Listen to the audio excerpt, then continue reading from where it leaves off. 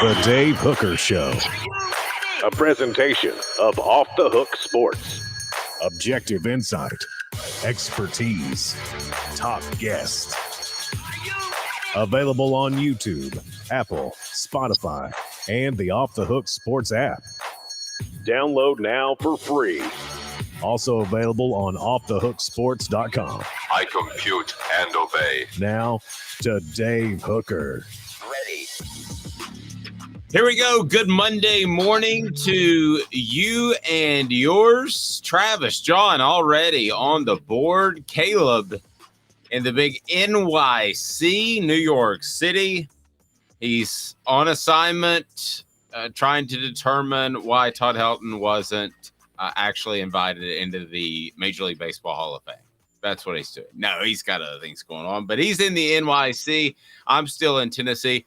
And I'll tell you what, Caleb, you know you really love the people you work with and the people you get to talk to on a day-to-day basis. When over the weekend, and it started Thursday and Friday, and Caleb noticed it a little bit because I was blowing my nose during the commercials, had a terrible cold, and I thought to myself, I'm glad this is on the weekend so it doesn't preclude me from visiting with Caleb and our listeners. And I thought that, and that's when you know things are going good. Good morning, Caleb. How are you, sir? I'm doing great. It's sunny and nice in New York. You know, the last 2 times I've been here, it snowed. So I'm loving this weather right now. And I haven't seen New York in the sun, maybe since like 2016. I had a trip recently to Massachusetts, and you can have the Northeast and keep it all to yourself. That was the end of it when the snow froze and me with my artificial hip, and I'm walking around thinking that I'm going to slip and slide and fall, and it froze. The snow froze into ice, and that was it. That was good. There's a debate about whether or not the Northeast starts in New York or after you get north of New York City, though. There's a legit debate if New York City's the northernmost part of the Mid-Atlantic or the southernmost part of the Northeast. That's fair. All right, boy, do we have a lot to talk about today. Over the weekend, Tennessee basketball against Auburn. Also, Jalin Hyatt and the University of Tennessee wants you to think that he ran just an incredible time in the 40. I'm not sure about that. Nick Saban weighs in on permanent opponents. And let me go ahead and tell you, because of who this came from, and that's Sports Illustrated with Ross Dellinger, this is an insight into who are going to be the permanent opponents, not only for Alabama and Tennessee. This wasn't accidentally released by Nick Saban. He believes this is the direction. So while this is not set in stone, I'm going to go ahead and give you all of those later on in the program because I believe that's who they will be. And then you remember Quinten Dormady, a guy that I really liked, a Tennessee football signee. Nothing much came out of him as far as his playing career at Tennessee, but I really liked him out of Texas, loved his arm. Well, he decides that it would be wise to give opposing teams in the XFL their plays. Not good. And is Georgia completely out of control? Blake Topmeyer with a great column on that over the weekend. We're going to try to get Blake on this week, but I say, yeah, they've got a discipline problem using Blake's words, and I think that he is absolutely right. But first, let's get it rolling. Let's turn to Tennessee's first game without Zakai Ziegler. The Vols lost to Auburn. I've kind of gotten a weird ebb and flow feel for this team. And Caleb, before the show, you said you didn't expect Tennessee to win either. I didn't either. And I thought that Tennessee would struggle to beat Auburn on the road. That was indeed the case. What did you make of the Vols, their effort, and the first game, what I call a hangover game without Zakai? Yeah, I thought they would struggle, and quite honestly, I've been so critical of Tennessee all year that people are going to be shocked by me saying this. I think this loss was a little much ado about nothing. I think the issues with Tennessee were going to be there whether or not they won this game, because this game you're playing Auburn is still a really good team on the road. And look, Tennessee didn't do all the things I've criticized about them weren't really on display in this game. I mean, they were 8 of 17 from 3. Vescovi showed up, did what he needed to do, scored 21 points.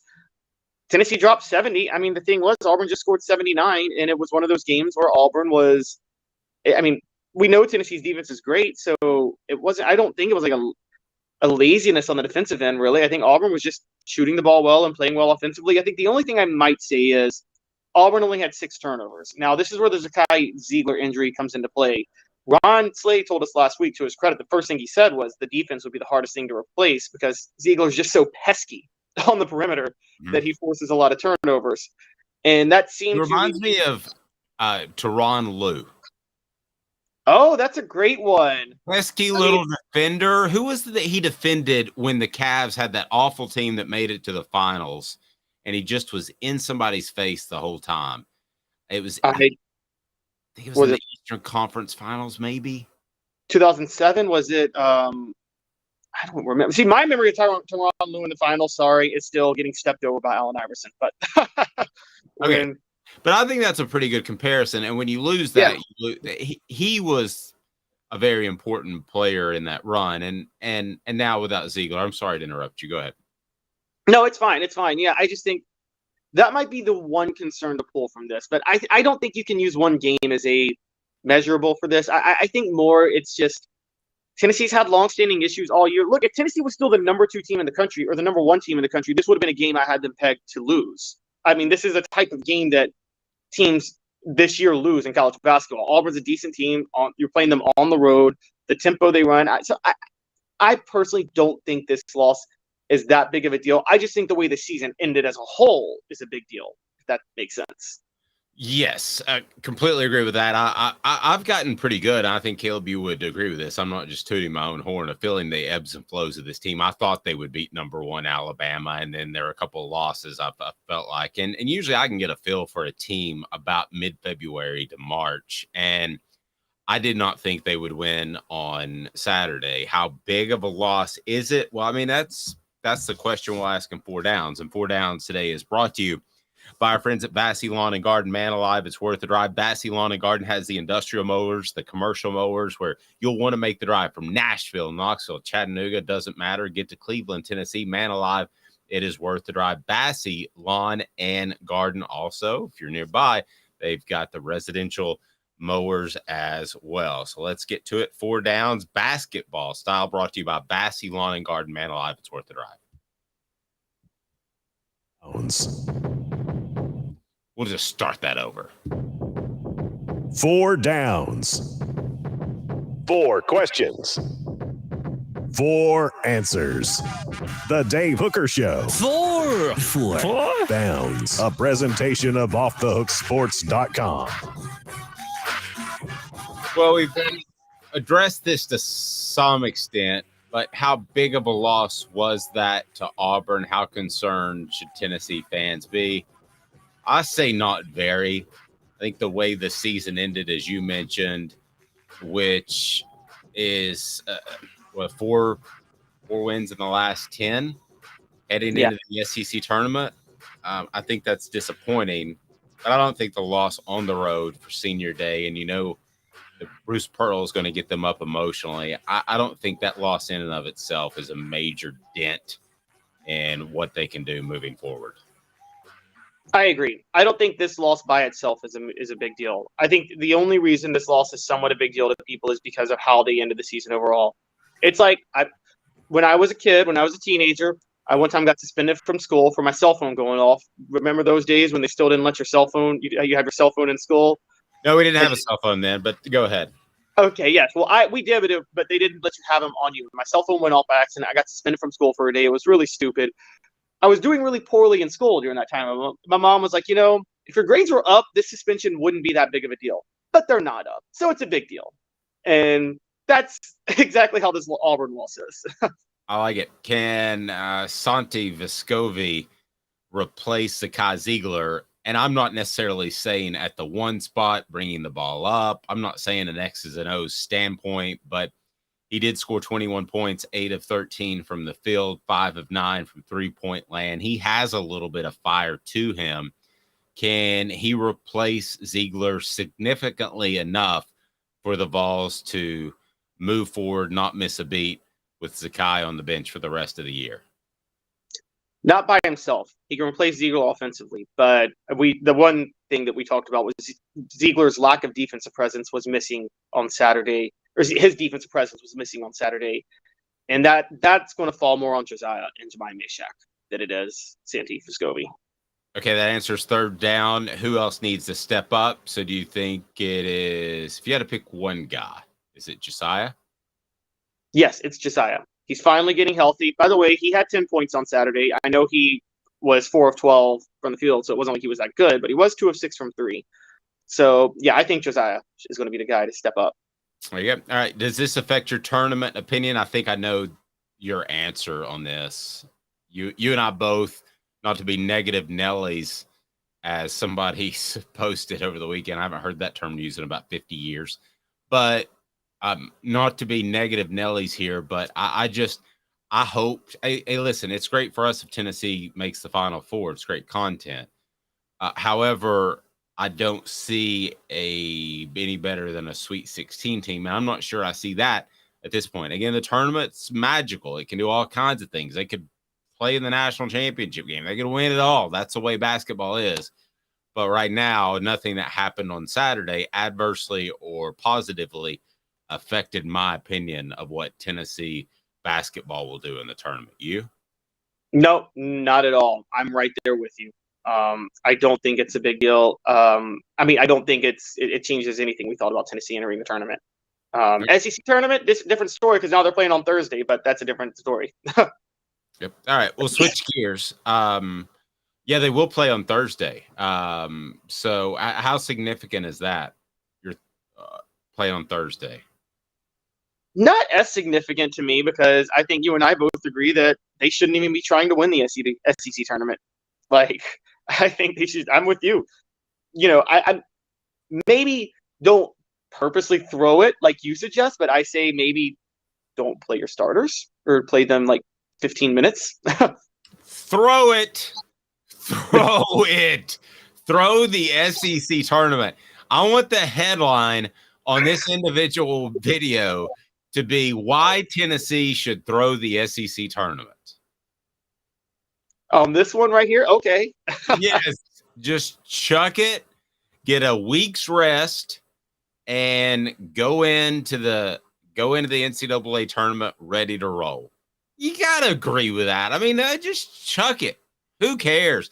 If you're Rick Barnes, you don't have to tell anybody. It's just some subtle substitution patterns, and maybe you run something goofy, or I don't know. There's got to be a way that I just think Tennessee, listen, I think and I've said this for years, it's not because of this team. The SEC basketball tournament is a money grab. Okay. And the SEC tournament is about making a little bit more cash off of basketball. At the end of the day, I've seen teams that play in the championship game go entire to the NCAA tournament. I'm fine with throwing the SEC tournament. I don't know. Are there even rafters in individual coliseums and arenas around the SEC for winning the SEC tournament? Is that a thing? Oh, yeah. Yeah, that's a thing. Why? Because there's also rafters for making the NIT.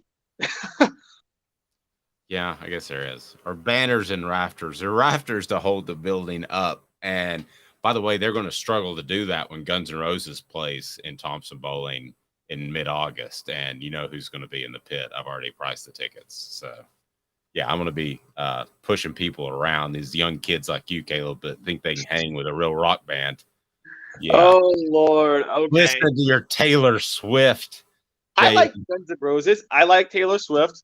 But, I'm from the city that started crunk music, okay? And I was growing up when it was happening. So, I mean, we can handle it pretty rough.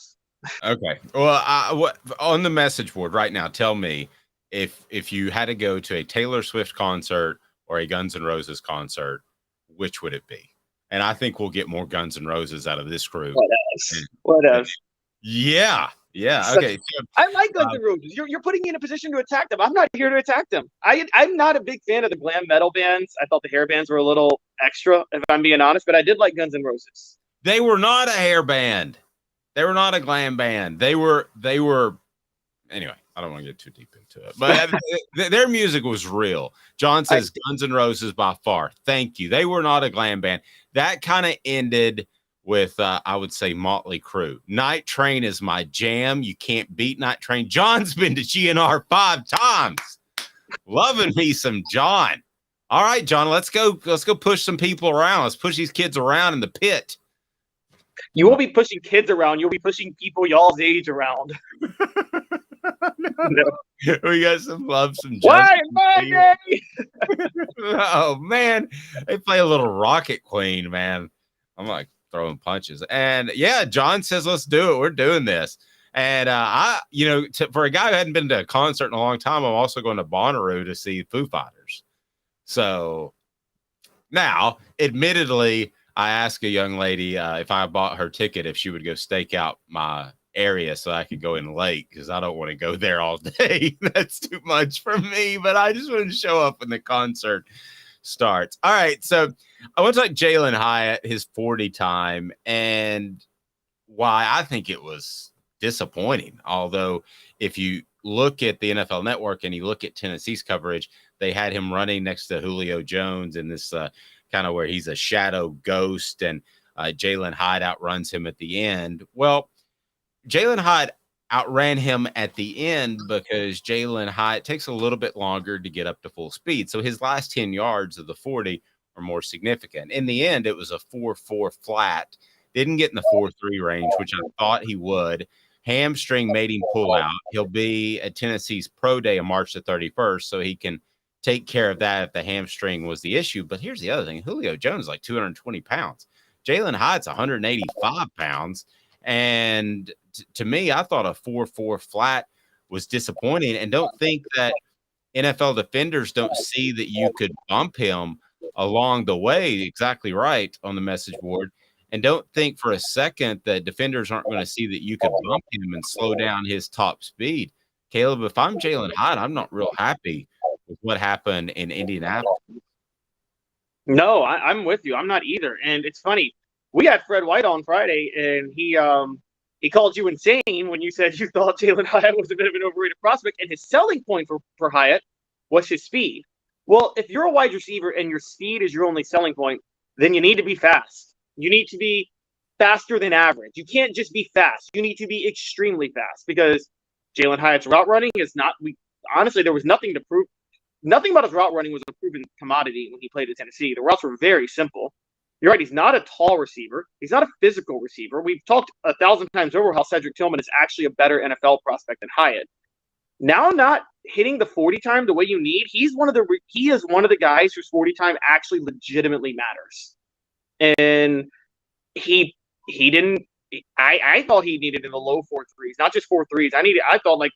I thought he needed to be pushing into the 4.2 range if possible, if he was going to be a decent NFL prospect. And 4.4 that's for Jalin Hyatt specifically not going to cut it because I don't have any proof. I don't see anything of him being an elite route runner. Dave, do you?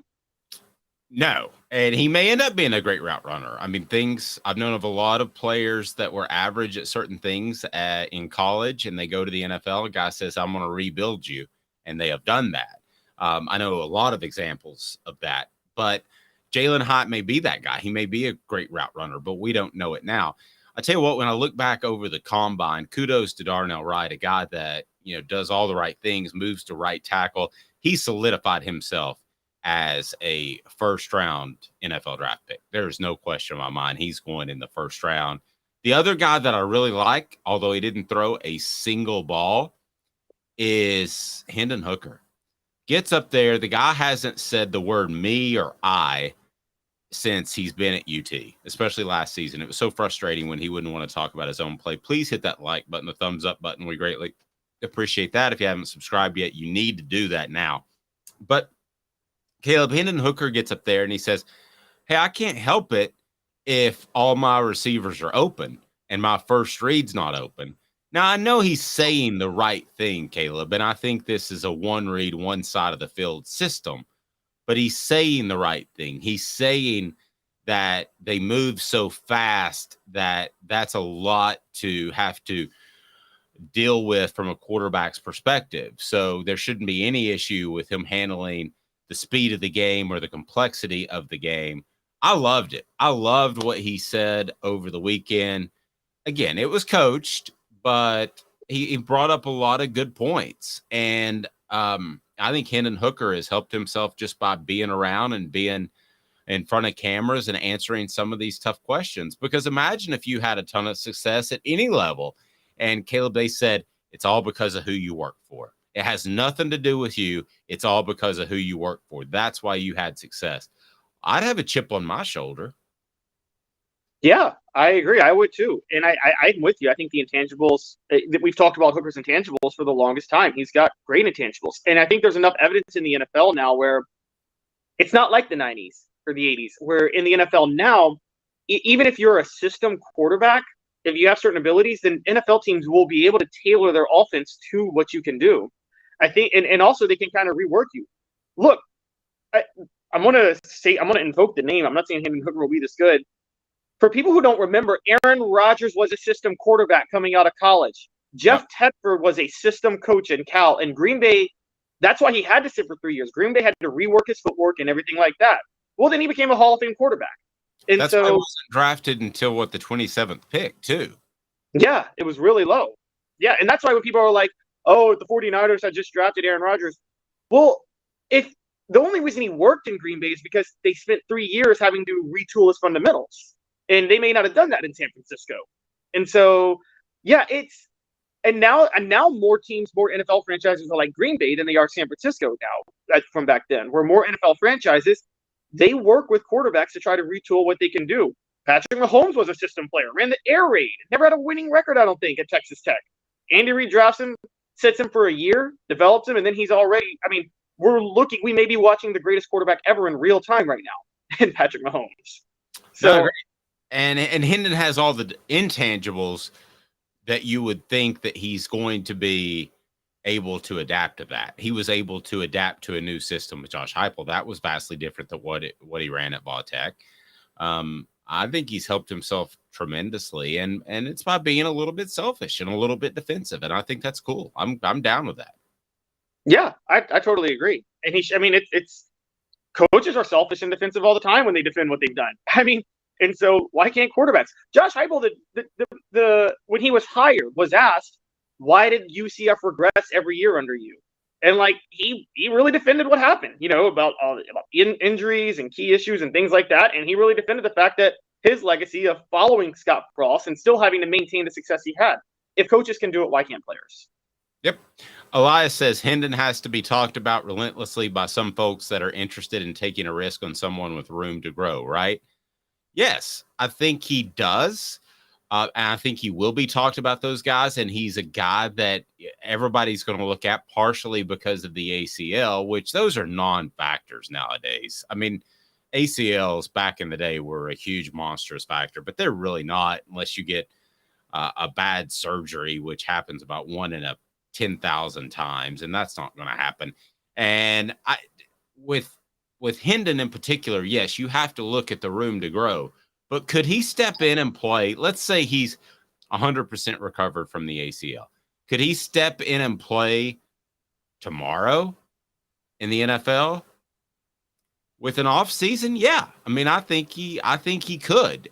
Would he benefit from sitting a year like you mentioned? Absolutely. But listen, Hendon Hooker's a smart guy. With an off season to prepare, he's going to be ready to play. I don't know that it behooves him to play immediately, but could he? Yeah, I wouldn't rule him out. I wouldn't either. I could easily see him playing. I don't think he'd be good his first year if he played with just one all season, but I think he could do it. And, we've seen some bad quarterbacks play this past year. So, I know you're not a fan of him, but it's like, if the Cowboys can retool their offense mid-season in 2016 to fit Dak Prescott after Tony Romo was supposed to be their starter, NFL, we have enough evidence that NFL offenses can adjust quickly and quarterbacks can adjust quickly. That was proof right there. I agree completely. And the other guy that helped himself, I want to get to, brought to you by AndyMasonRealEstate.com. AndyMasonRealEstate.com in Knoxville. Man, over 40 years of experience. AndyMasonRealEstate.com has the best prices, the best service. There's nothing like AndyMasonRealEstate.com for your real estate needs.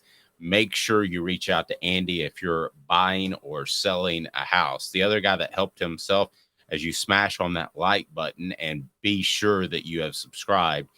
The other guy that helped himself, Byron Young. I don't think there's any question about that. We talked a little bit about that last week. I have a different view of him all of a sudden, and was talking to somebody over the weekend that knows both players.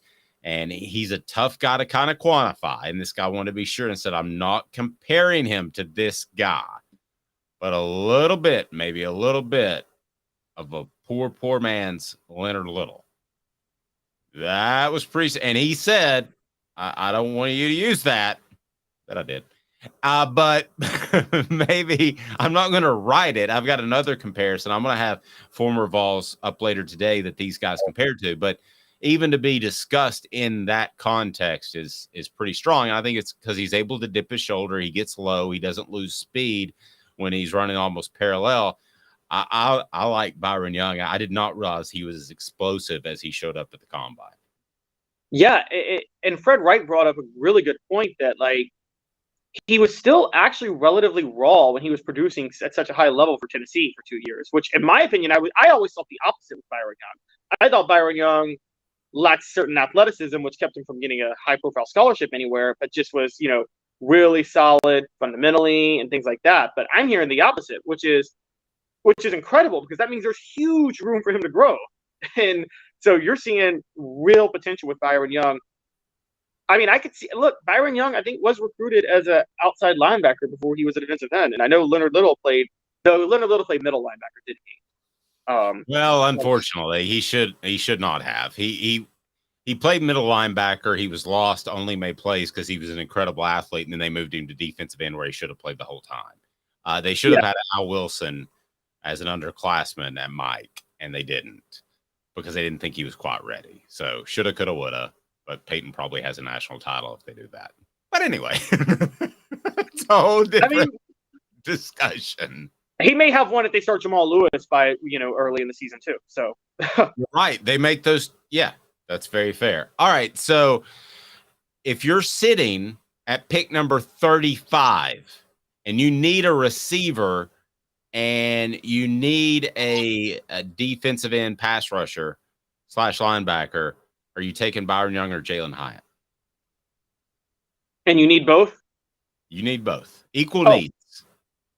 Byron Young. That's not even a question to me. Yeah, I'm taking Byron Young. That is an easy one. Me too. And I don't think we would have necessarily said that before the NFL Combine. Hit that like button. Go ahead and do it right now. We greatly appreciate it. And if you haven't subscribed, do that. Brought to you by Zool Beer, xulbeer.com, zoolbeer.com. Back in 2 minutes, and a former Vol is apparently throwing games in the XFL, which is bizarre, which would throw up the gambling line. But if you're gambling on the XFL, you got problems. And I'm going to tell you most likely who Tennessee's 3 permanent opponents will be. Nick Saban has spilled the beans. Off the Hook Sports with Caleb Calhoun. I'm Dave Hooker. Our family has been creating jewelry since 1986. Each piece unique with a story all its own. I'm Rick Terry with Rick Terry Jewelry Designs. I'm a jeweler, and I want to be your jeweler. We're grateful that you chose us to be Knoxville's best jeweler. My family and staff look forward to serving you. So please come see us. Kingston Pike and Campbell Station Road in the heart of Farragut and downtown on Gay Street, right next to the Tennessee Theater. Inflation has risen to the highest level in over 40 years, according to the April 2022 U.S. Inflation Calculator. Will your investments provide you the income you need in retirement? Are you losing purchasing power of your savings due to inflation? Simply stated, if the cost of goods and services are 8% higher and you're only earning 4% in your investments, that money buys you less of what you need. Right now is the time to act. Call Guardian Investment Advisors today. Hey folks, Gary Viles here. I want to personally invite you to North Knoxville's newest sports bar and restaurant. It's Big Orange Phillies, located in Black Oak Center. And yes folks, it's happening in Halls. Big Orange Phillies offers family-friendly environment with homemade meals and the best deli-style subs around. Billiards, darts, jukebox, shuffleboard, and cornhole, and a full bar. We also offer valet parking on weekends and during special events. We even have a covered back patio. It's happening at Big Orange Phillies. We want, we need, and we appreciate your business. Hi, Mike Davis here with City Heating and Air, reminding you to always dare to compare. Our team provides quality local heating and air service, installation, and maintenance across East Tennessee. We use only the best equipment like American Standard heating and air conditioning for your residential, new construction, or commercial needs. Honesty, dependability, and customer satisfaction have been the cornerstones of our business since 1961. City Heat and Air. There's your fare. Chattanooga, we're at it again. For the 5th year in a row, you voted us best of the best criminal and DUI law firm. And finalists for best law firm and best personal injury firm. Thank you for the love, Chattanooga. We won't let you down. Do you want to own the more that owns every job? Then get to Vassey Lawn and Garden in Cleveland and get you a Toro. I'm David Vassey, here to talk to you about Toro. With a Toro Zero Turn, you'll get more out of every minute and you'll reach the finish line faster. At Vassey's, we like to say, no matter if you're mowing 3 acres a week or 11 lawns a day, homeowners and business owners alike find confidence in equipment they can trust from top to bottom. Vassey Lawn and Garden, Highway 60 North in Cleveland. Man alive, it's worth the drive. Got cataracts? We can fix that. Never miss another moment. With a little help from Doctors Campbell, Cunningham, Taylor, and Hahn at cctis.com. Who's this guy? Hello, wizard. The Dave Hooker Show, a presentation of Off the Hook Sports, YouTube, Apple, Spotify, and the free Off the Hook Sports app. Back to Dave Hooker. So I believe Nick Saban spilled the beans. Click the like button, be sure and share, and comment on who you think Tennessee's permanent opponents should be, because I'm going to tell you who I strongly believe they will be. So is it Ross Dellinger of Sports Illustrated? That's his name, correct, Caleb? Yes. I think he does a very good job. And Ross spoke with Nick Saban, and Nick Saban, I guess it was Friday afternoon, came out and detested the fact that it appeared as if Alabama had their permanent opponents set, and those would be Auburn, Tennessee, LSU. Now, I look at it from a historical perspective, and I don't see how it could be anybody else. It's got to be Alabama, Auburn, right? I mean, that they're in state. They have to be permanent opponents. I mean, duh. And it's got to be Alabama, Tennessee, because Tennessee and Alabama are one of the great fixtures in all of college football. I've said that from the get. Now, he doesn't like it because Tennessee's better now.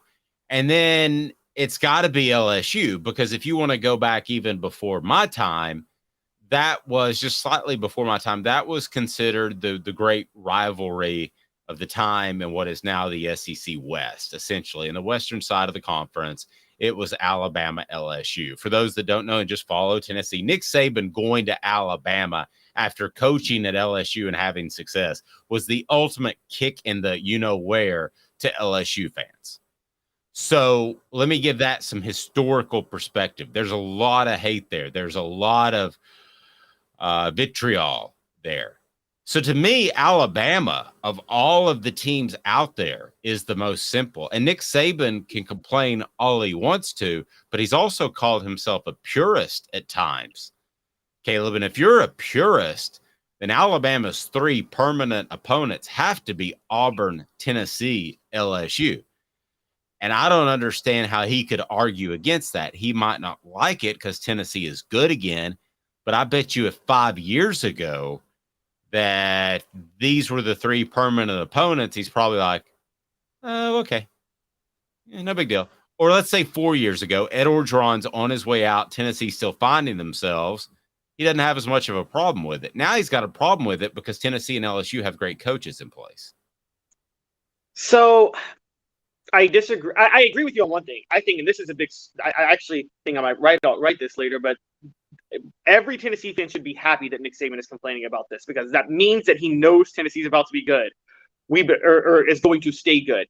I still distinctly remember Nick Saban vociferously defending Derek Dooley as a head coach, and we all know why he was doing that. And he, as we've talked about before, coaches will only defend other coaches who are doing a terrible job at their school because they like that those coaches are there. And I don't think LSU's as necessary. And I'm a historian. I understand your point about the rivalry. I got to be honest, Dave, I think that hate's a little one-sided. I think that's like Tennessee Ole Miss back in the day.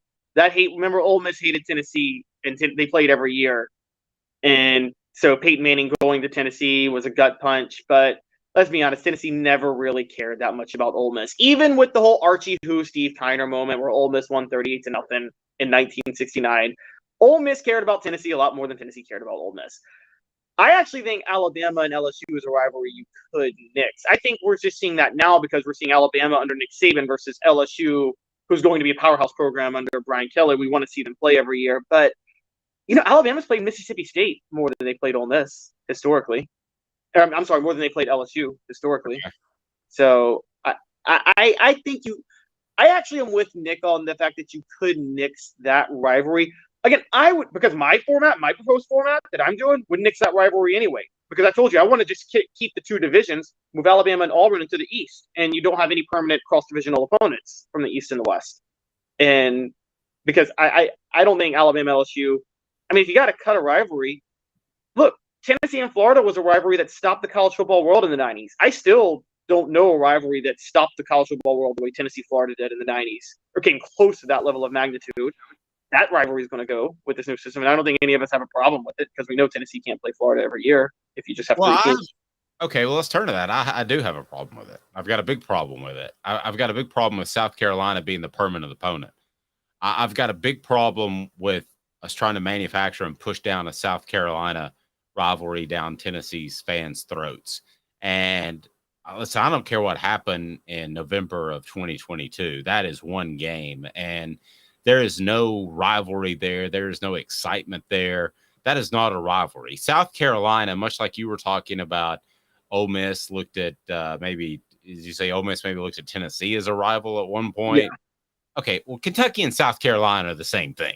All right, they look at Tennessee as a rival. Tennessee is not a rival.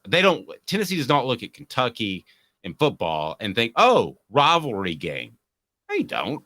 You don't think the same thing for South Carolina. You absolutely do not. So to put South Carolina in there, and I know you're going to have to crack some eggs, no pun intended, to make this omelet of the expanded SEC, but it needs to be Florida. It needs to be Florida, Georgia, and Alabama, and I don't care if that's tougher or not right now. Well, then we need to do the SEC needs to do what we have suggested, which is just do the divisions. Then you have 7 permanent opponents and 2 on the other side, and it works to pick the top 2 teams. If Alabama and Auburn move to the East and Missouri moves to the West, there's only one game you would lose.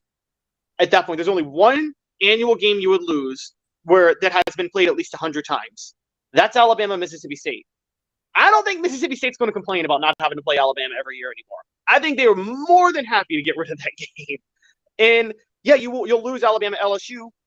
I don't think Alabama LSU is in the top 10 of rivalry games at SEC history that people want to see. I don't. I think Ole Miss Mississippi State's better. I think LSU Ole Miss honestly is more historic. Texas Oklahoma, Arkansas Missouri. There are a lot of directions you could go, and if you want to take it at face value and right now what's going on, then you say Tennessee, their permanent opponents, according to this report by Ross Dellinger. And I want to be clear, it wasn't a report, but I have every reason to believe this is going to be the direction that it goes because Nick Saban wouldn't comment on something he didn't feel firmly about. And I believe this was leaked to Ross. This is just my hunch. I haven't spoken to him. I don't know him. But Tennessee, their permanent opponents will be Vanderbilt, Alabama, South Carolina. Now, you have to keep Vanderbilt because they're in-state. You have to keep Alabama because it is such a great rivalry. So really the only question is that third spot. And I think that should be Georgia or Florida above South Carolina because of the history. Now, that being said, Tennessee fans that are rooting for an easier schedule, this is it. Okay, so South Carolina, you would rather play South Carolina than Florida or Georgia. Don't get me wrong. You would rather have your recruiting oats sow and continue to grow in the state of South Carolina and the Carolinas in general. So you want to be there every other year as opposed to Florida where there are 500 teams battling for the same prospects, and you have to overcome all of the distance in between the two schools. South Carolina ain't that far. And I'll go ahead and tell you right now, from a recruiting perspective, Tennessee would rather play South Carolina. But at the end of the day, what right is for that to be Georgia or Florida. Let's be honest, Dave. It's the other way around that we need to look at this. They're having trouble. The SEC commissioners are having trouble finding permanent opponents for South Carolina because they're realizing outside of Georgia, no school really makes sense for South Carolina on an annual basis. But Kentucky, maybe? I don't know. South Carolina-Kentucky rivalry? Like, there's no real rivalry for South Carolina in the SEC. And, I mean, to me, they were always more of an ACC school anyway. They struck me more as they belonged in the ACC than the SEC.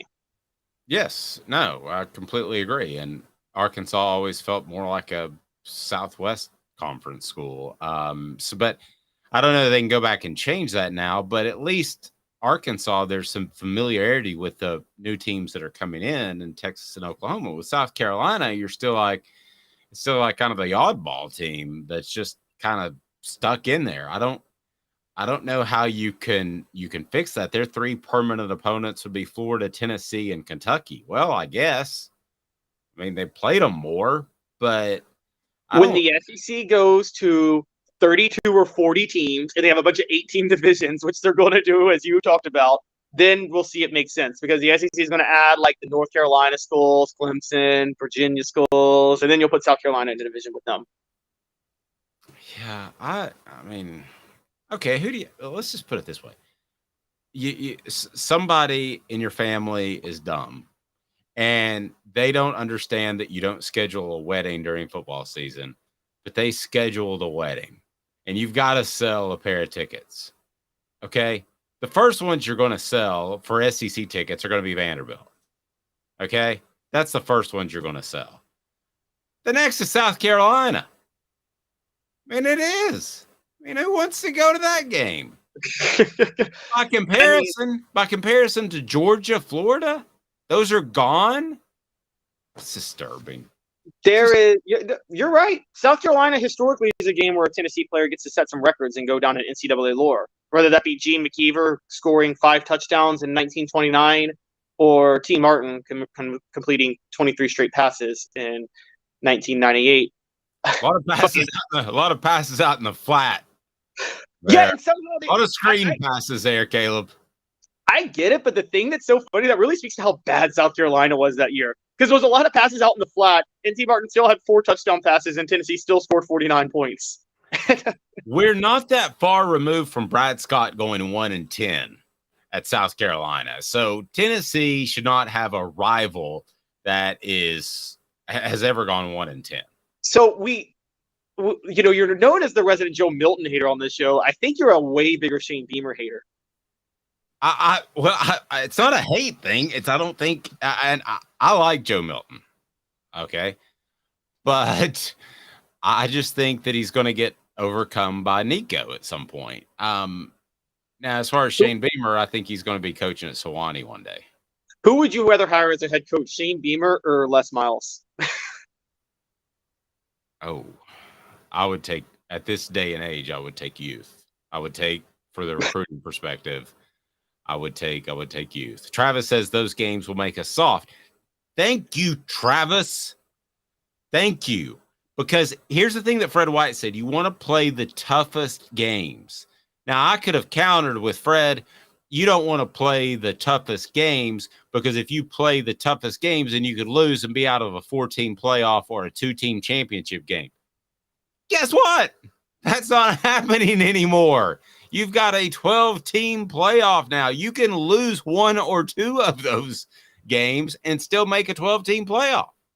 You could almost load management in football with a 12-team playoff. I mean, no, okay. I'm actually with you. But the thing is, like, okay, Clemson is still going to have the easiest road to this 12-team playoff that they're going to be in every year in the ACC and that ridiculous schedule. So then there'll be so much. It's not about how many you can lose. It's how fresh are you with the playoff? I mean, look, let's call it what it is. Clemson's won 2 national titles because they were just fresher than everybody else in the playoff because they didn't actually have to play anybody to get there. And I mean, that's always been my argument. Like when Boise State would beat like a Power 5 team every now and then, I'm like, yeah, they can do that one game with the month to prepare when they're at full strength. Can they do that week in and week out? No, they can't. And so that's my thing. I get your point, but nah, I'm sorry. You want to play the easy schedule. Take the easy road. Look at Clemson. They got 2 national titles without us, guys. No. Clemson's got 2 titles. How many does Tennessee have the last? Clemson has more national titles the last 2 years than Tennessee has the last 25. Clemson has more national titles since 1952 than Tennessee. They got 3. Tennessee's got 1. Portions of the program brought to you by the official craft beer of Off the Hook Sports. It's Zulbeer, xulbeer.com.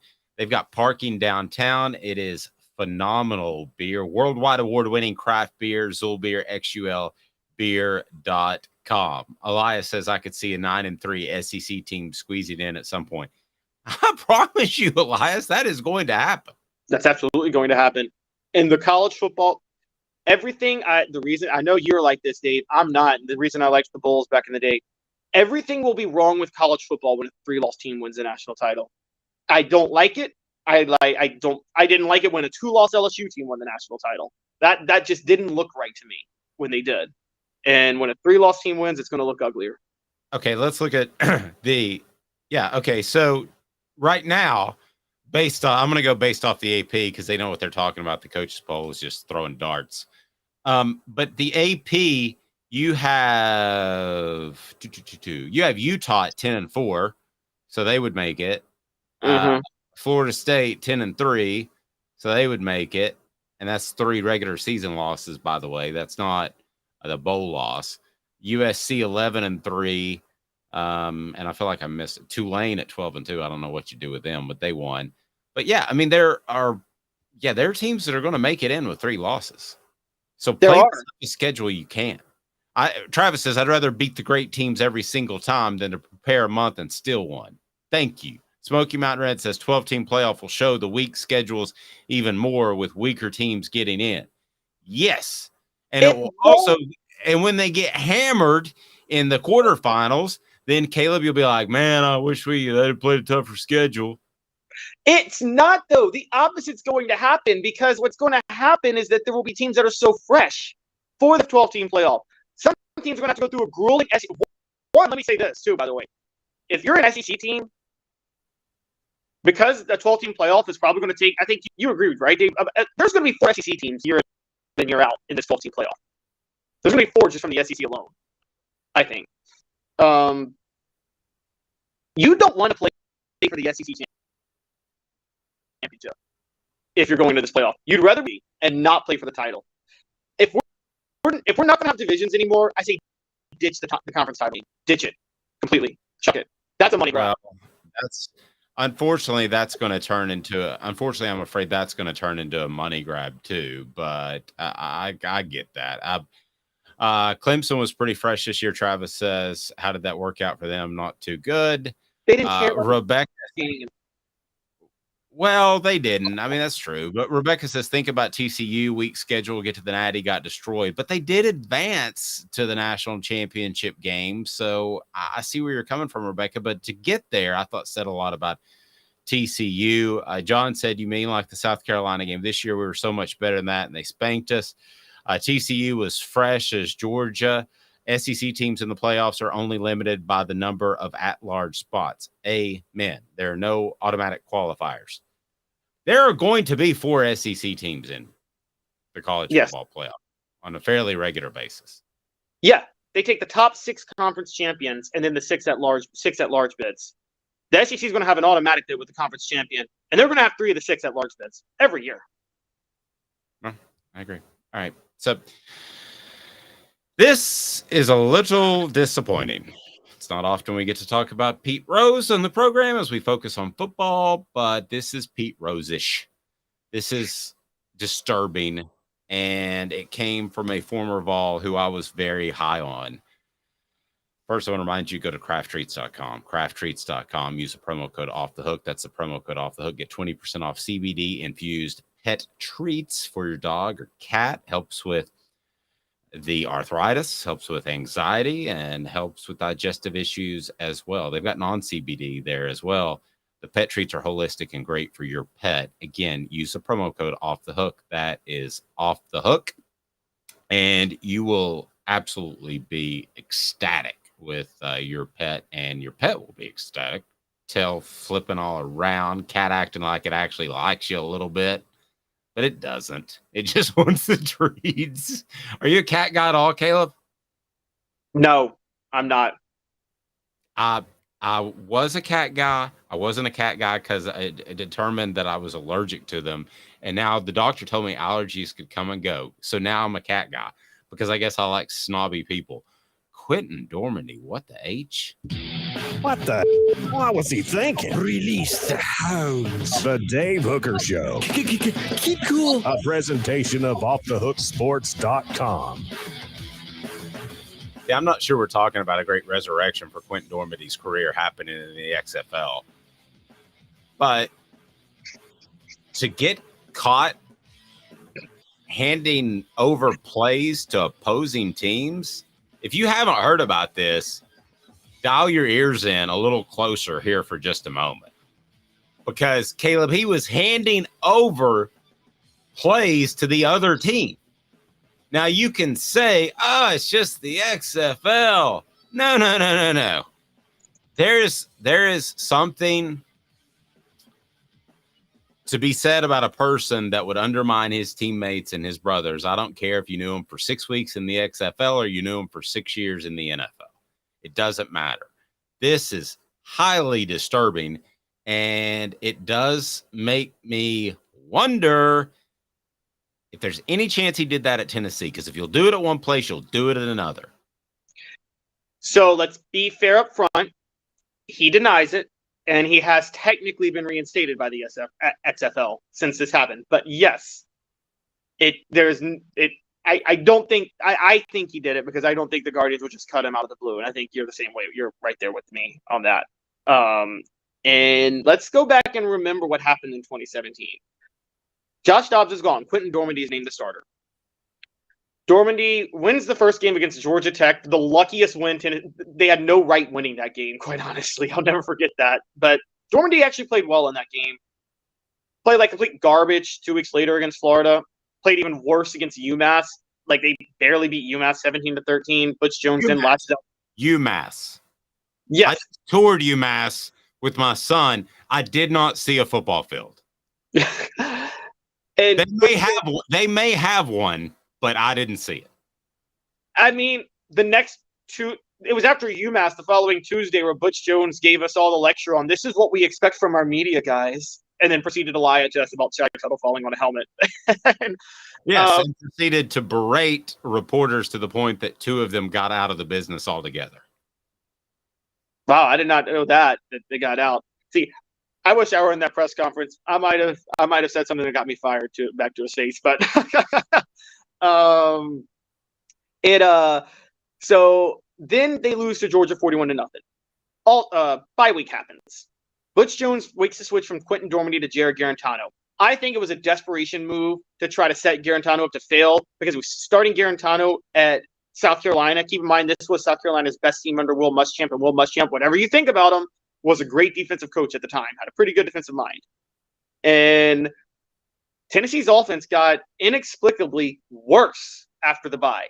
Like, way worse. And you have to wonder if this happened. Okay. So, yeah, it's fair to wonder, especially UMass. I mean, for goodness gracious, you should hammer UMass by 35 points if you're an SEC team.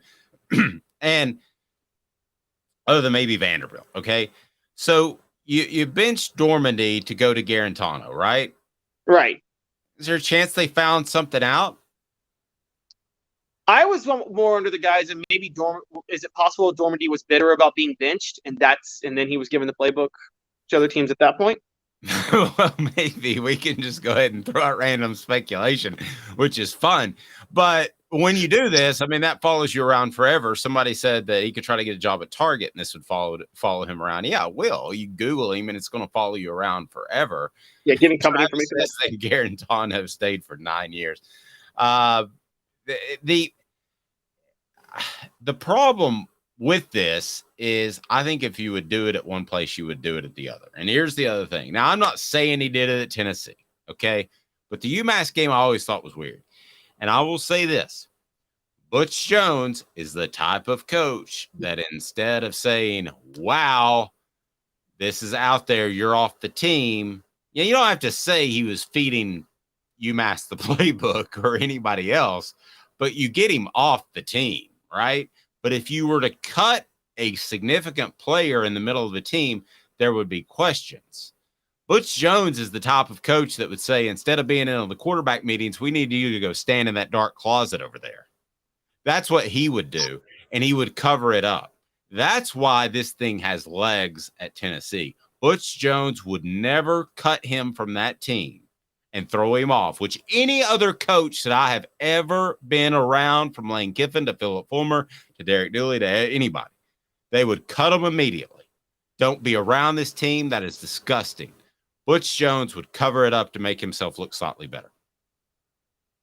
Yeah, that doesn't surprise me. That doesn't surprise me that he would do that. I'm kind of with you. He probably would.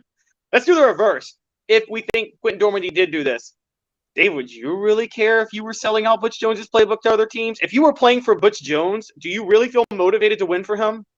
That's the other thing. He was an abusive sociopath.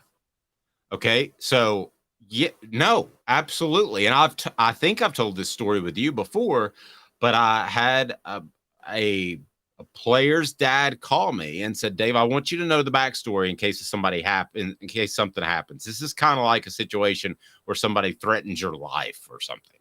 And you say, I want there to be proof if something happens to me that something bad was going to happen. It was probably that guy. A player's coach called me and said he called him I'm not going to use the verbiage, a GD something during practice. This player is this guy's son, and said, we are very, very Christian, and we are very, very strong in our beliefs. And if he ever uses that language again, I'm going to be real honest with you. I don't know that my son's going to be able to withhold the anger. And if he gets charged with assault, I just want you to know that this is the baseline before it ever happened. And that's the type of guy that you wouldn't mind cheating on. That's the type of guy that you don't care to withhold and up, I guess prop up would be the best word. That's the type of guy, and that's who Butch Jones was.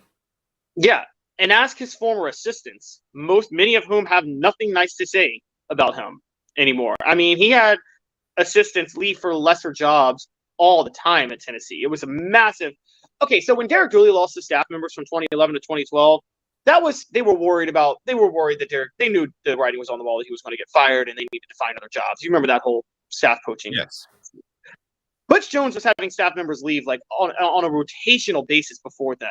From Mike DeBoer to Mike Bahayakin to John Jancic to Zach Azzani, and like almost all of them were lateral moves. Mike DeBoer was Butch Jones' offensive coordinator and then left to go become the offensive coordinator at Indiana. Who leaves for the same position at Indiana?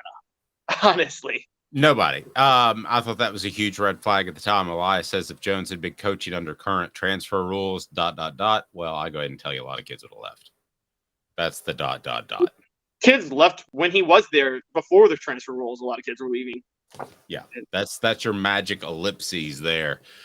There's no magic at Campbell Cunningham Taylor Hahn. There's just great coverage of taking care of your eyes, and they're all over the Tennessee area, especially Knoxville, with their regular vision centers. But they also have LASIK surgery that will take care of your vision.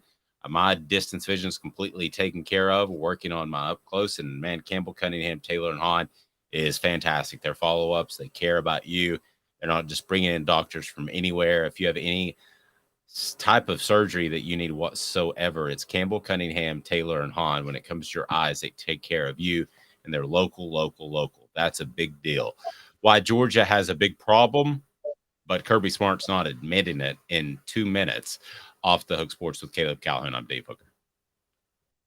Sun, sand, and salt water, the beach is a very relaxing place.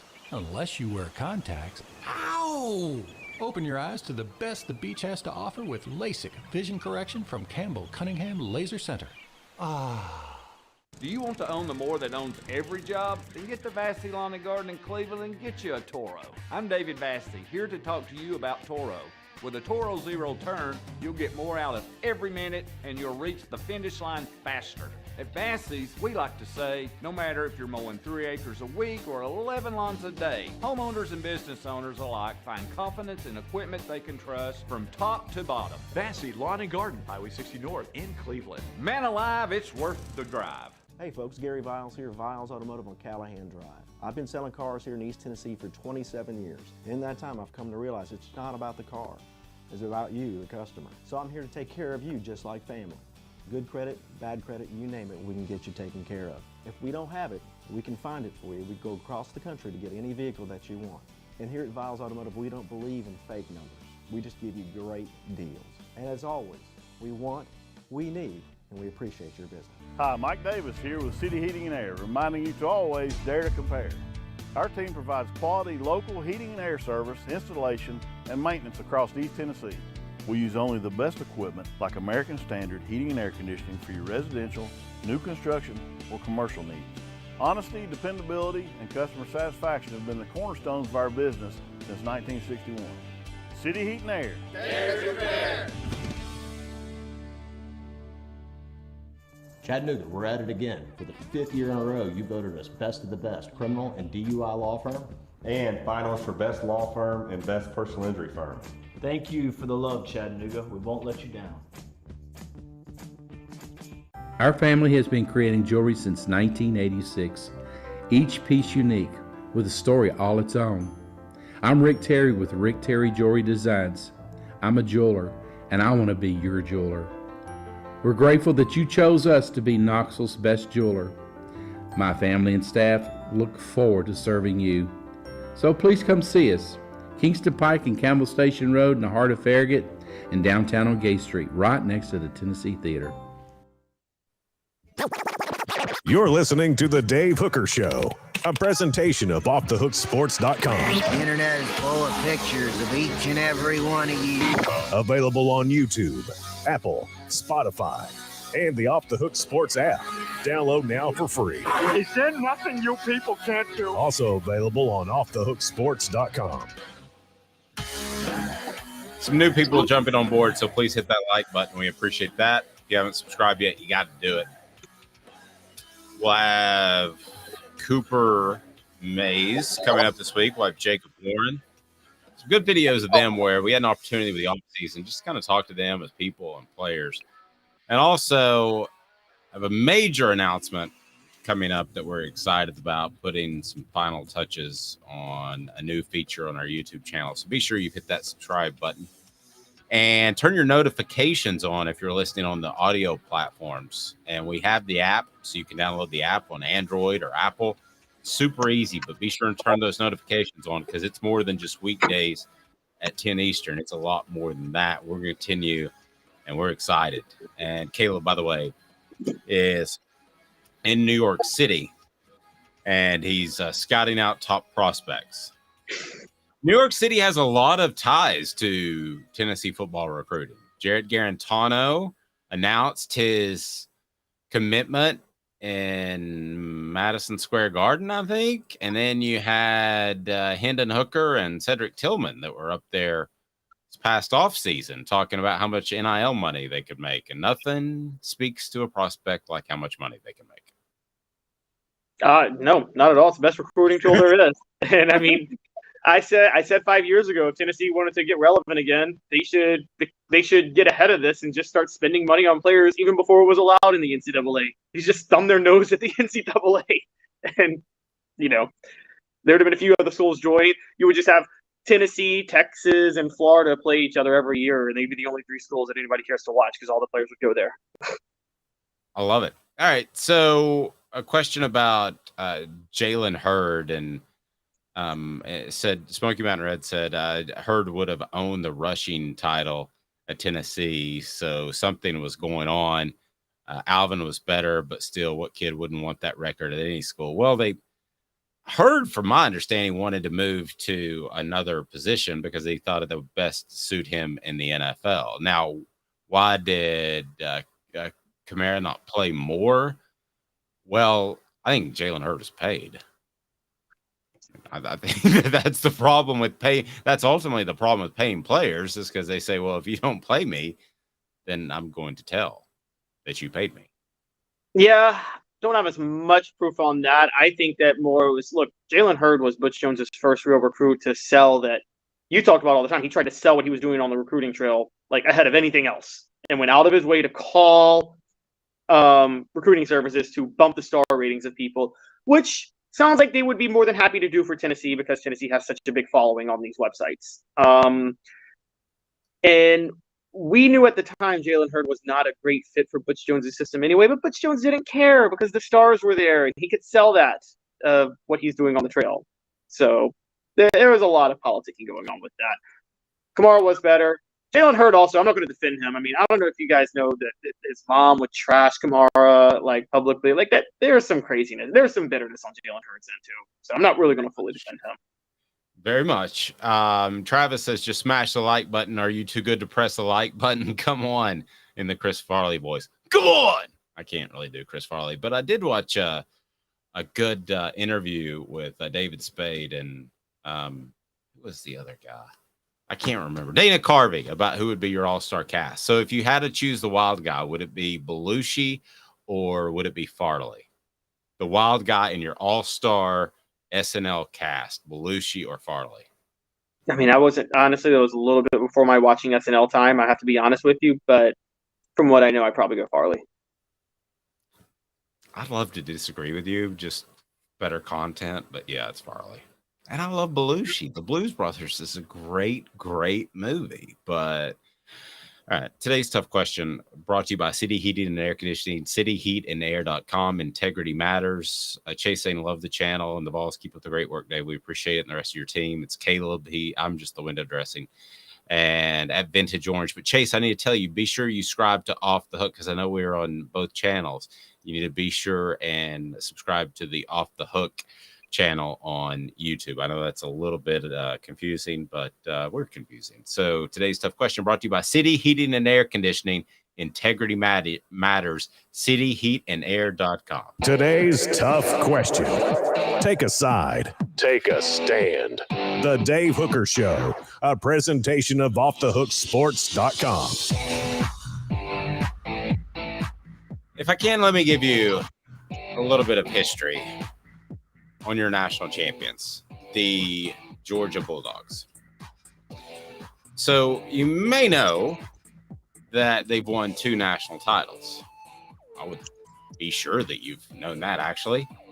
And then you may also know that Jalen Carter was recently arrested for drag racing, which I thought got a little bit old when I was like 18. But anyway, Jalen Carter, with everything on the line, actually like 16, became at least the 3rd member of Georgia's football 2022 national championship team to be charged with reckless driving. A 4th was charged with DUI, and a 5th was alleged to have gone 34 miles over the speed limit when he was arrested. In total, 9 Georgia players have been arrested in the last 13 and a half months. So today's tough question is, I don't even think it's if or does Georgia have a discipline problem, but how bad is their discipline problem? You phrase it however you would like, Caleb, but they've got a discipline problem. They've got a huge one, and we know the Jalen Carter drag racing event is connected to, unfortunately, a fatality. I believe of another Georgia football player, right? Yes. So police charged Carter, this is Wednesday, for reckless driving and for drag racing January the 15th with UGA recruiting staffer Chandler LaCroix.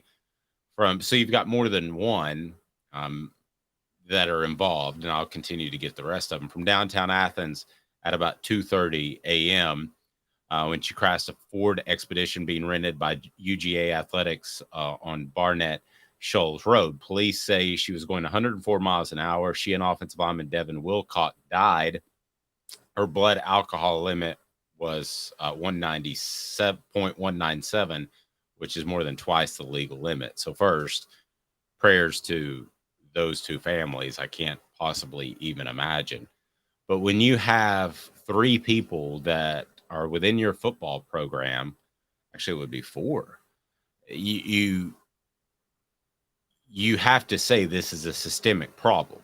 You have a team, not literally a full team of 85 players, but you have a team of people, Caleb, that are going out and hitting the clubs and getting hammered, and then they think it's a good idea to go drag racing after that.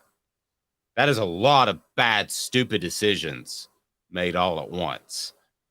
I don't have sympathy for anybody that gets a DUI that results in somebody's death, but it's one thing to say, hey, I had too much, I was just trying to get home. It's another thing to say I'm going to go over 100 miles an hour and race somebody. To me, those are two very different things. Both I hold in high disdain, but those are both troublesome. And that's a group of people. That's not one person who went out on his own. Caleb, I think they got big time issues. Big time issues. I do. I think the bigger part of the issue is that Kirby Smart is pretending they don't have issues. And I think that, Dave, I know you covered Tennessee late 90s, early 2000s. Look, the undoing of Tennessee football, there were a lot of things that caused it, but they had a lot of people getting in trouble. And it was called do you remember the Fulmer Cup? Yeah, but that's funny because that was created by a Florida fan the same year Urban Meyer was hired in Florida. And so But it was still kind of appropriate because Tennessee was having so many people get in trouble. Yeah, they had like 11 arrests, like one all season. Yeah, so it was embarrassing, but it was also a sign of the program was losing some of its discipline. If you lose discipline off the field, you're going to eventually lose discipline on the field. And that's also going to affect recruiting. You and I talked about this 2 weeks ago, how Colorado in the 80s and 90s had such a good football program because players who would have gone to USC, their parents wanted them out of Compton, and their parents wanted them out of Southern California. That happened all the time. Mm-hmm. You know, when you start getting these issues, parents of certain players who might have issues are going to try to steer them. They're not going to want them in that environment on those teams when it comes to recruiting, and they're going to steer them away. I think that's absolutely what happened to Tennessee. Right after that 2004 wave of arrests in 2005, their 2006 recruiting class was awful. I mean, god awful. And I think that there was a connection there. And not talking about it only makes it worse.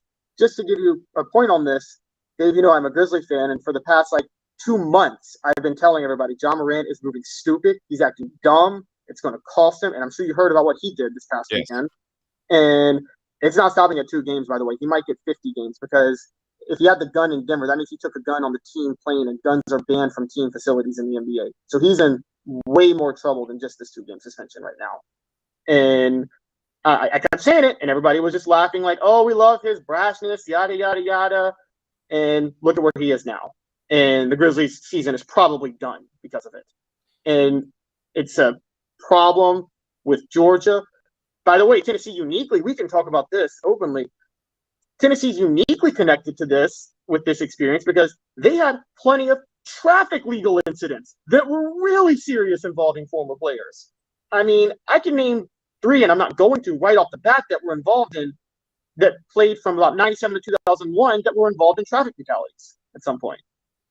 Here's the thing that I want people to realize is with this NIL money, it's very possible to just go buy a $800-900 Beretta with basically you're just spending money, whereas coming across a gun, probably for a guy who's struggling to get through college and isn't getting a lot of handouts, which the big players always were, but it's a lot easier to go buy a gun. And at that age, unless you've been raised with guns, and I have nothing against guns, I don't want to get to Second Amendment debate, but it's a lot easier to go buy those fast cars and go buy those nice guns.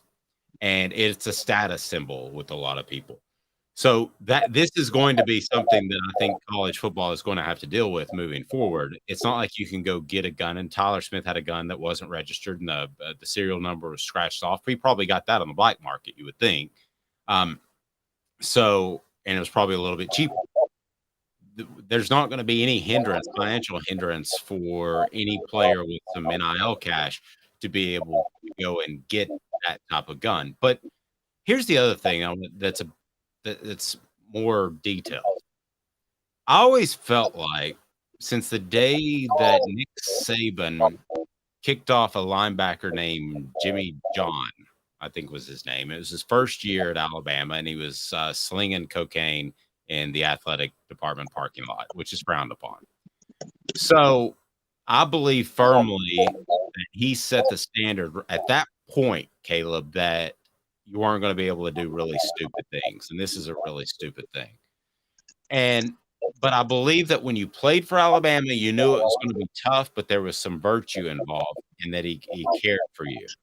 Talking to somebody last week before all of this came out, there was a situation in which this person knows recruiting really well and knows inner workings of the programs of Georgia and Tennessee, for instance. And he said there's a more wholesome feel around Tennessee. And this person didn't have any allegiances to either. It is a business in Athens. It is a business in which they want to churn out championships and top NFL prospects. And I've got no problem with that. And some guys are going to be just fine with that because they're all business when they're 18. But we're still talking about young men that could use some guidance. And I'm going to be really frank with you. I think that this, if Kirby Smart doesn't address it, could be a serious, serious issue. Now, if he keeps winning, nobody cares. But at some point, these issues continue to mount up. And Caleb, that to me, if I'm a Georgia fan right now, is deeply concerning. Yes, I agree. Part of the Nick Saban thing, though, I got to be honest with you, that was to give himself credibility for future situations. I mean, there was the player, I forget his name, the defensive lineman that got kicked out of Georgia for a serious sexual assault incident, I think in like 2014 or 2015. And then he took him on, and I mean, he did not like Paul Feinbaum questioning him about that at all. And he got really upset about the matter. And player talk, I can't remember his name off the top of my head, but let me just ask you this. Who do you I mean, they're not the exact same person, even though they look like it at times. But let me ask you this. If it's your kid, who are you sending them to? Nick Saban or Kirby Smart? And this isn't just because of these latest incidents, but Nick Saban has a long record of not having a rash of incidents like this. And there were some outtakes of Kirby Smart around the national championship game that I thought were a little abrasive. And a little that, having an 18-year-old son, and maybe I'm soft, guys. If I'm soft, call me out on the message board. And I'm like, I would rather have some. I'm sure Josh Heupel curses. Sure, all that happens. I'm sure players, coaches curse and all that. But there were times I saw some things that Kirby Smart, it felt a little too NFL-like. Yeah, I mean, if you ask me that straight up, yeah, I'd rather Nick Saban. I mean, all day, every day. You're right. Nick Saban there's more of a body of work there over the years, even though I think in many ways, to a degree, Nick Saban's a bit of a fraud in terms of his pretend character. His sanctimoniousness just annoys me to no end. But at least he pretends. I don't feel like Kirby Smart even pretends. No, he doesn't. And it's look, we're going to have to see where this goes going forward. I mean, that it gets harder and harder the more successful your programs get. And you're right, with NIL money, it's only going to get worse. So that may be the telling story of Nick Saban, to be able to have this success over the course of 15 years. And you're right, had a couple incidences, but not things get out of hand. Kirby Smart's just won 2 national titles. We don't know how much longer this is going to go, but he's at his peak right now. And it shows how hard it is to maintain that peak. I mean, some coaches, I'm not putting Kirby Smart in the Urban Meyer category yet, where my player just tried to blind somebody on the field, and I'm only going to suspend him for a half because middle fingers to everybody in the SEC. And he hasn't gone to that level yet. Elias says, I'm more concerned with my kids' emotional and personal development so they can be happy and well-adjusted adult than anything else. I agree. And I think Nick Saban does care about that. Now, is he a little sanctimonious? Yes. Caleb, I'm not arguing that point at all, but I think he cares more than right now what I've seen Kirby Smart. Smoky Mountain Red says Kirby on a fast track to a hot seat once they go 2 or 3 years without a natty. If this off-field stuff continues, you are right. And let me tell you exactly how I know you're right. Because when Tennessee lost the SEC championship game in 2001, there were already some people that were upset about the off-field incidents. Now, if you win that game and you go play for a national title against Miami, one of the best teams in my lifetime. The most talented team ever. Yeah. So if you lose that game, you still played for your second national title in 3 years. Okay. So you can beat off the Wolves pretty easily that are upset about discipline. But when they lost that, the Wolves had a little bit more power. And they got a little bit more power in 2005 when things didn't go well. And they had all the power they needed in 2008. So that whole thing started. And I don't want to compare apples to apples because it's not. Kirby Smart has already had more success, and I think is a better coach than Philip Fulmer. But there's the tie there where you give a guy a little bit longer because he actually played for that school as Philip Fulmer had. But at some point, the championships are not going to look nearly as good. And I don't want this to sound harsh, but they're not going to look nearly as good if you have people that are continuing to suffer irreparable harm, such as death, around your program. That's going to be tough for a lot of people to swallow if this happens on somewhat of a regular basis, Caleb. I mean, he has to address this. And the problem is, once it starts to slip out of your control, it's really hard to get back. It's easy for a coach to go from being a disciplinarian to, hey, I was a little too tough on these guys, I'm going to lighten up, as opposed to being a player's coach and then tighten up. It's hard to go the other way. And here's the other point. With NIL money, you talk about how it's opening the door for players to be able to afford to do crazy things. Well, depending on where you are on the NIL level, and you and I know this, Georgia is way behind the curve on NIL. They're not where they need to be on NIL. They're not on Tennessee's level. They're not on Alabama's level or Texas A&M's level or Texas's level or Miami's level. I think they're closer to Florida's level, which we know Florida has no idea what they're doing with NIL. With the new age of NIL, a school like Georgia that's not there has to be a little more they can't afford to be as selective recruiting as they used to be. You know, what really did Fulmer in was the emergence of Georgia under Mark Richt and the emergence of some other SEC programs in the early 2000s. He wasn't able to be as selective on the recruiting trail because he had more competition to recruit the best players. So he had to get a little more desperate to just bring in the best players he could possibly bring in, do aside some background checks, should we say. Kirby Smart's having to probably do that a little more of that too. He could have been in a position where he wouldn't have to do that because, as you and I have talked about, Georgia is a top 3 easiest job in America. But because they're behind the curve on NIL, look, I don't think you're that far around the corner from Tennessee and Alabama marching into the state and getting and competing on Georgia's level with the best players in that state. Great stuff. Please hit that like button if you haven't already. If you haven't subscribed to the Off the Hook channel on YouTube, you've got to do that. We got the app. Turn your notifications on so that you can get the very latest. It's more than just the daily show at 10 a.m. weekdays Eastern time. He's Caleb Calhoun. I'm Dave Hooker. It's a Monday and a lot to talk about. We'll be back with you on Tuesday. Check out that YouTube channel. Hit the subscribe and like button. Turn the notifications on, and I'll be 100% by tomorrow. He's Caleb Calhoun. I'm Dave Hooker. This has been a production of Off